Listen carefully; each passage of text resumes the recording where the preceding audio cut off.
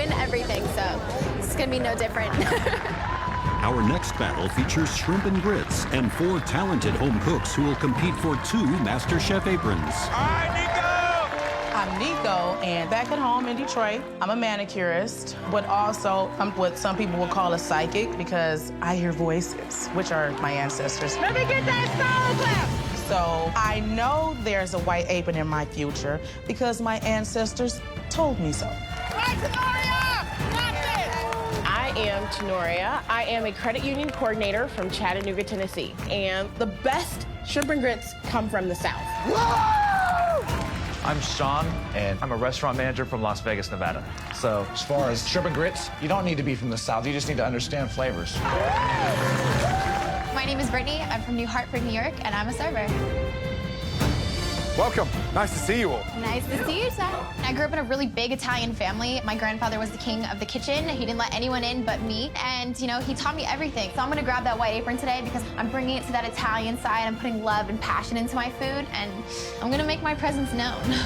This is the battle of the shrimp and grits. Yes. 4 talented amateur cooks, 2 aprons to catapult yourself in the top 20 of this competition. Well, I'm the only one who has talked to the spirits, and they've already told me that one of those belonged to me. Absolutely not. Right, your 30 minutes starts now. Yeah, baby. Shrimp and grits, I mean, a classic American comfort. The secret is what? Gotta start out with a delicious tasting liquid. Chicken stock, beef stock. You gotta use liquid that has flavor. Yes. You can't make grits with just water, in my opinion. No, and the shrimp, the preparation is crucial. Oftentimes, shrimp, it is overcooked, right? It becomes rubber. That's what I'm talking about, baby. Nico, Yes. give us an insight to your shrimp and grits, please. Today I'm making shrimp and grits with a white wine cream tarragon sauce. This is the best shrimp and grits in Detroit Rock City. What are you cooking the grits in? What flavored stock have you got? Actually, I don't do a stock. I just do water, butter, and salt. I keep it pretty simple, like how my mom and dad taught me. Right. Bada boom, bada bing, there you go. In Vegas, we call that popping bottles. Brittany, what kind of beer is that, and what are you using it for? It's a nice Belgian ale. I make a beurre blanc, and instead of using white wine, I use beer. Right. I'm from a really huge Italian family, so my shrimp and grits are kind of they're an Italian spin. I put a little veggies with mine because I need a little more texture and crunch. So that's why I fry my grits, too. Nice. 10 minutes gone, 20 minutes to go, so speed up a little bit. Come on, picking for your mama. You're a nut, girl. Sean, give us an insight. Shrimp and grits, how are you going to nail it and get your hands on that apron tonight? Well, I'm making Southwestern-style shrimp and grits with a little bit of sweet roasted corn and sweet chili oil. Right. My secret weapon is maple syrup combined with bacon. So you're giving us a restaurant-quality take on the classic. I run a Michelin-recommended restaurant, so I'm hoping. Okay. Well, Tenoria, give us an insight to your shrimp and grits, please. Being from Tennessee, I'm bringing all the South to you today. Good. I am bringing shrimp and grits, and I'm bringing it with some fried okra crispies. Woo. So the grits themselves, the secret. Cream and butter, because if you're not putting cream and butter in your grits, you're not making grits. This is a Southern recipe that comes from my grandmother. Wow, beautiful. Don't burn me, please. You guys are just coming up to 2 minutes left. Taste everything. Make sure it's exactly what you imagined, because only 2 of you are walking out of here with one of those aprons. Come on, babies. 60 seconds to go. You know what's at stake. 4 dishes, only 2 aprons up for grabs. 10, 9, 8, 7, 6, 5, 4, 3, 2, 1. And stop. Hands in the air. Hands in the air. Well done. All 4 of you, please bring those dishes on down. Smells incredible. Brilliant. That was a unique 4-way battle. Right. Nico, describe the dish, please. It's a 4-cheese shrimp and grit blend, white wine tarragon cream sauce, and crab meat. Okay, so you cook the grits in water, so no stock. No stock. Wow. Here's the thing, crab's delicious, shrimp actually tastes nice, but the grits are very middle of the road. So if you'd added stock, then it would have gone up to another level. Thank you. Note taken. Thank you, Chef. Now, Brittany, describe your dish for me. I made an Italian-style shrimp with a fried grit cake. And then talk to me about the sauce that's on top. The sauce is a beurre blanc. Instead of using the white wine and the shallots, I use green onions and I put beer in it. It's definitely a far more modern approach than the classic shrimp and grits. The beer blanc is good. I would have loved a little bit more acidity to it, just to brighten it up just a little bit. The shrimp is done really well. Really interesting approach. Thank you. Sean, describe the dish, please. What we did was a southwestern sweet and smoky shrimp and grits with blackened shrimp, finished off with a little bit of roasted corn. Okay, why this technique? Just because I wanted to separate the layers of flavor. I wanted to give you the saltiness in the grits with the sweetness of the roasted corn and smoked paprika. So grits, delicious. Love the corn. However, you've destroyed the shrimp because they're sticky and overcooked and could have done a lot better with them. Absolutely, Chef. Yeah? I'll do better. All right, Miss Tenoria, describe your dish for me. You've got a traditional Southern-style shrimp and grits with andouille and okra crispies. The tricky part when you go classic is if you don't nail it, it just is forgettable. Yeah, Tennessee won't let me come back home.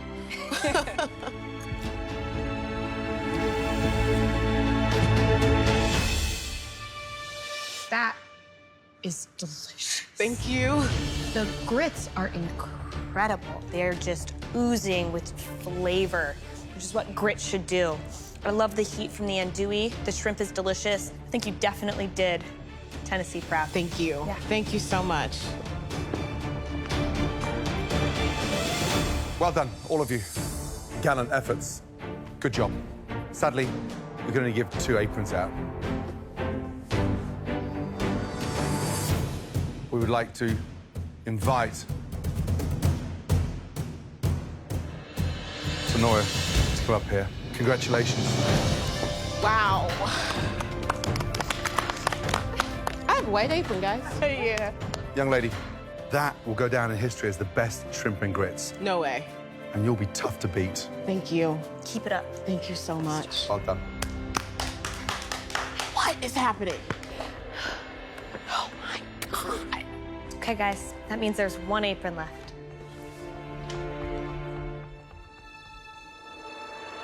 There's 1 home cook that Gordon and I would like to work with, nurture, develop as a cook.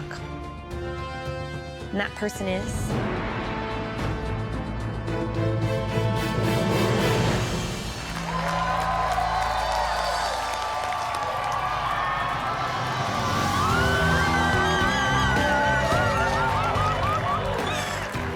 Oh my God, I can't believe I just got an apron! I'm hanging up that server apron. I have this beautiful thing to wear from now on, and it will be forever stuck to me. I can't believe it. My grandmother is so proud of me right now. My baby! From the South straight to your mouth, Tenoria is here to stay. Next Masterchef, baby.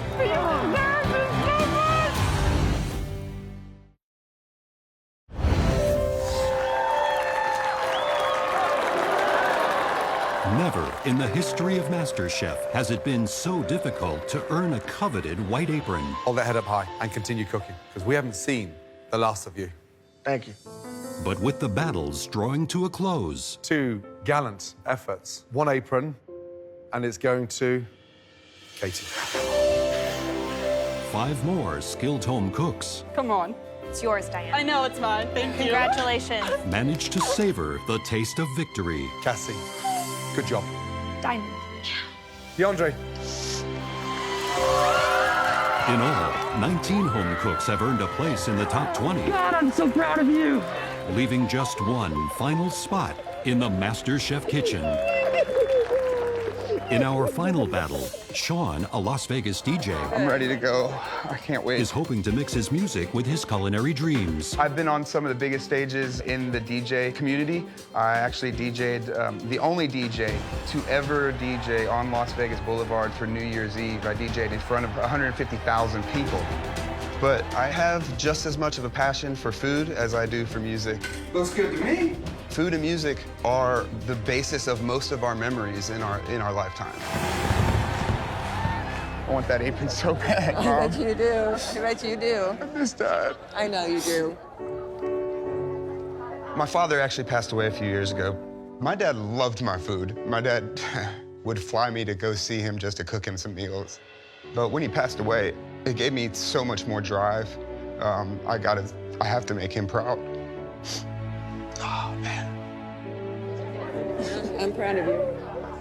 Competing against Sean is James, a truck driver from a very different part of Las Vegas. I don't come from the glitz and glamour of Las Vegas. I come from the real Las Vegas that's off the strip. Gangs, prostitution, drug dealers, crackheads, all the things that is a nightmare is North Las Vegas. And I went to truck driving to find a way of escape. But when I'm on the road, I miss my kitchen. This is where we usually do all our cooking at, right here. So I made this little portable kitchen I have with me when I do my truck driving. I got hot plates, I got electric wok, electric griddle. I call it my get down kit. This is it right here, you guys. Truck driving isn't my passion. Cooking is my passion. And I want to get out of that cab and I want to get into the kitchen. Vegas, baby! This is Vegas versus Vegas. We're huge on steak and seafood. And what better dish than surf and turf? Let's go, guys. Come on down. Being a top DJ in Vegas, I get to dine at the finest establishments. So I know fine dining. And my surf and turf is the best damn surf and turf on the planet. Welcome. Thank you, thank you, thank you, thank you. Now, you both have 45 minutes to perfect a surf and turf. No problem. Any final words for each other? See you later. Haha. Your 45 minutes starts now. Let's go. You ready over there, Sean? Rocking and rolling, baby, rocking and rolling. Rock and roll, baby, rock and roll. Sean, describe your dish, please. Tell me what you're doing. I'm gonna do a new school Vegas surf and turf, hard-seared filet mignon, lobster. I'm gonna top it with a nice hard-seared piece of foie gras. And I'm gonna get risky, and I'm gonna do a bone marrow beurre blanc. You're gonna do a bone marrow beurre blanc. Beurre blancs, as you know, obviously is usually used for more fish and lighter proteins. But I wanna tie in the steak and the fish. And I think that the bone marrow will give it a little earthiness. The gamble of Vegas. I've been gambling all my life, Chef.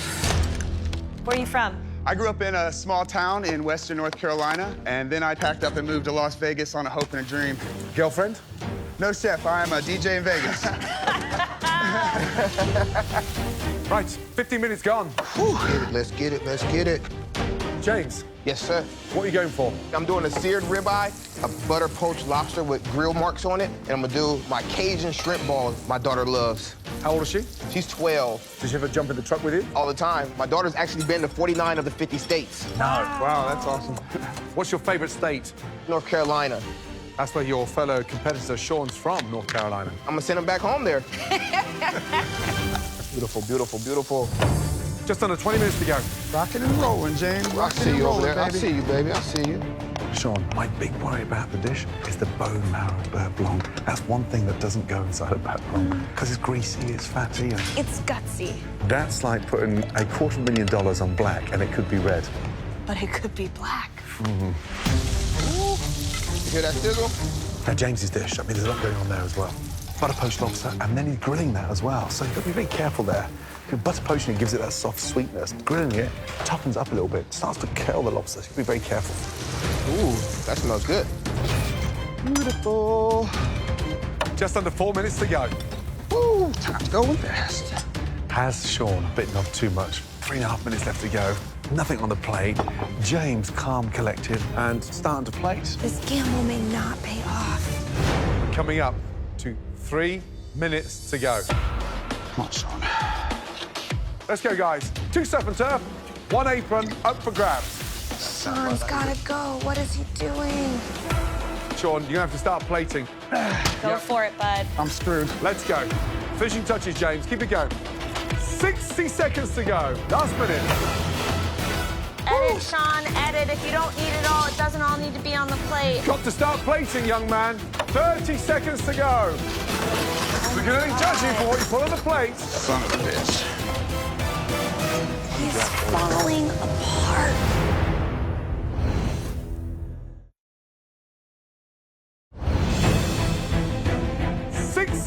seconds to go. Last minute. Let's go, guys. 2 surf and turf. Woo! 1 apron up for grabs. I'm screwed. Edit, Sean, edit. If you don't eat it all, it doesn't all need to be on the plate. Got to start plating, young man. 30 seconds to go. Son of a bitch. We can only judge you for what you put on the plate. 25 seconds to go. He's falling apart. 20 seconds to go. I need to see the steak on there. I need the lobster on there. 15 seconds to go. Crunch time, baby, crunch time. There's no way I'm finishing. 10, 9, 8, 7, 6, 5, 4, 3, 2, 1, and stop. Boom. Hands in the air. Oh my God. Good job, man. Good job, brother. Gentlemen, very carefully, bring your dishes down to the plinth. Thank you. After you, kind sir. Thank you, brother. They smell incredible. Beautiful. Right, let's go. Oh. Describe the dish, please, Sean. So what I have is a seared filet mignon, butter and herb poached lobster tail, bone marrow beurre blanc, and a hard seared foie gras. It's Vegas, baby. You got that part right. Glamorous, exuberant, great sear on the filet. What are we going to get in here? Where are we going? Medium rare, sir. That is cooked to perfection. Thank you, chef. And why foie gras? I wanted to add some fattiness to it since I went with the filet mignon. I wanted to give you a little bit of silkiness. You've nailed the lobster and you've nailed the filet mignon. But you've got a little bit too much going on because it's too rich. Okay. So you need to pull back a little bit. Thank you, chef.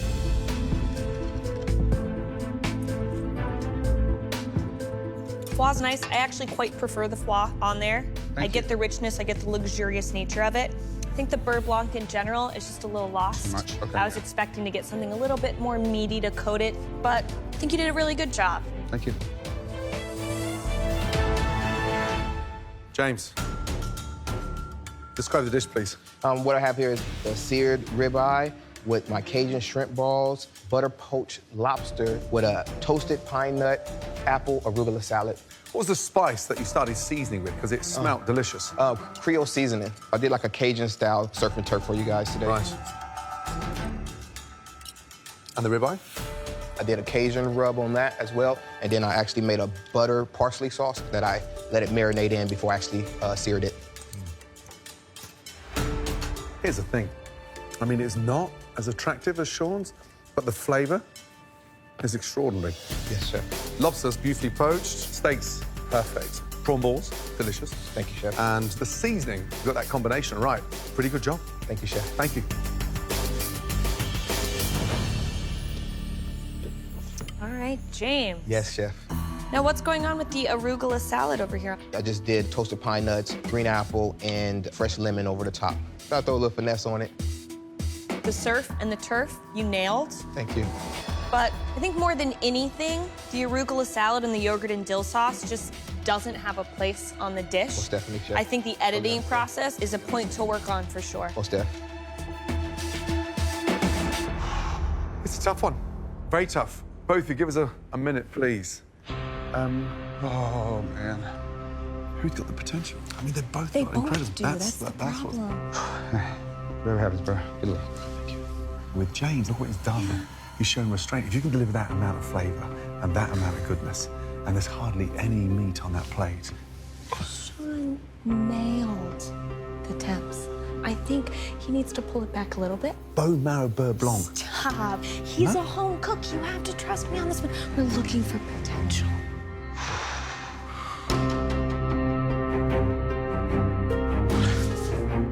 So, guys, as you can tell, it's a little bit of a split decision. We both believe in both of you, but there's only one apron.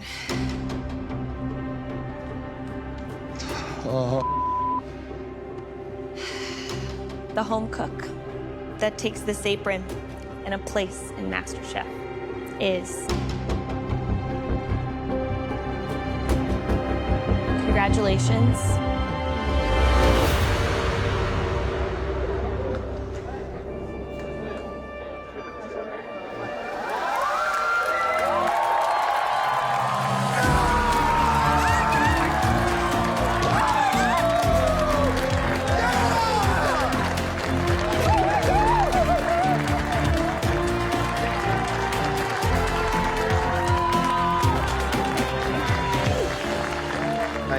disappointed that I didn't get an apron, but you know, Sean's representing Las Vegas like myself, so I'm gonna be cheering him on at home. Go Vegas. Look at me, oh my God. Having this MasterChef apron means the world to me, man. I can't imagine how my dad would feel right now. I wish he was here, but I know he's doing cartwheels.